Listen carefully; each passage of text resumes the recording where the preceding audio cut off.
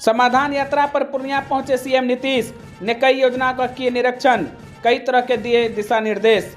नमस्कार, भारतवर्ष 24 में आपका स्वागत है। आइए ले चलता हूं आप सभी को खबरों की ओर।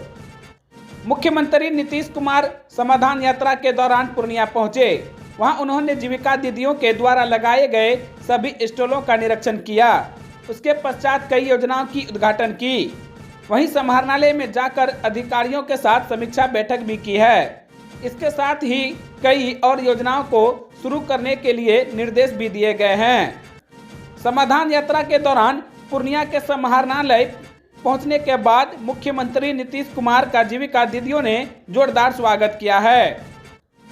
वहीं सीएम नीतीश कुमार ने कई स्टॉल समेत जीविका दीदी के साथ और भी कई स्टॉलों का निरीक्षण किया।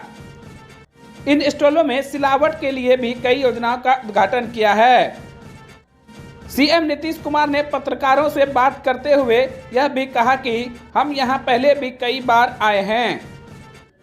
यहां आकर अधिकारियों को मैंने कई बार दिशा निर्देश भी दिया है कि यहां पर जहां भी जरूरत हो किसी भी चीज की वहां जरूर मेंटेनेंस कराएं।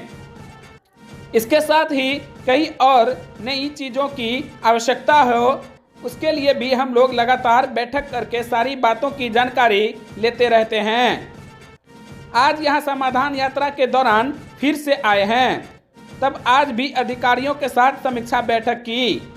सबसे ज्यादा बाढ़ को लेकर चिंतित रहते हैं। इससे निजात के लिए कई काम कर रहे हैं, लेकिन नेपाल की वजह से सारे काम सही नहीं हो पाते हैं। हम तो लगातार यहां आते रहते हैं, पिछली बार भी आए थे। उसी समय हमने कहा था कि सभी चीज़ों का मेंटेनेंस कराएं। आज सभी अधिकारियों के साथ समीक्षा बैठक की है। खासकर बाढ़ से बचने के लिए सबसे ज़्यादा कोशिश करते हैं। बाकी तो नेपाल के कारण हम लोग कुछ नहीं कर पाते हैं। इसके बावजूद भी लगातार काम करने में लगे हैं। आइए देखते हैं सीएम नीतीश कुमार पूर्णिया के लिए क्या कुछ कह रहे हैं। उसको आश्चर्य लगता है कि जो बात पहले से तय है यहाँ क्यों नहीं बन रहा है। यहाँ के लोगों को कहाँ बाहर जाना पड़ता है, और जब एक बार यहाँ बन जाएगा तो कितनी सुविधा होगी सबको, और कितना अच्छा जगह है, और तो सबको सुविधा होगी। में हम तो लगे हुए आज भी डिस्कस किए, आज भी इसके लिए डिस्कस किए।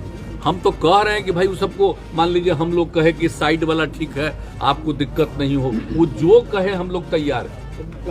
जहां पर भी कहे वहीं पर हम करवा देने को तैयार, लेकिन कोई बात ही नहीं है।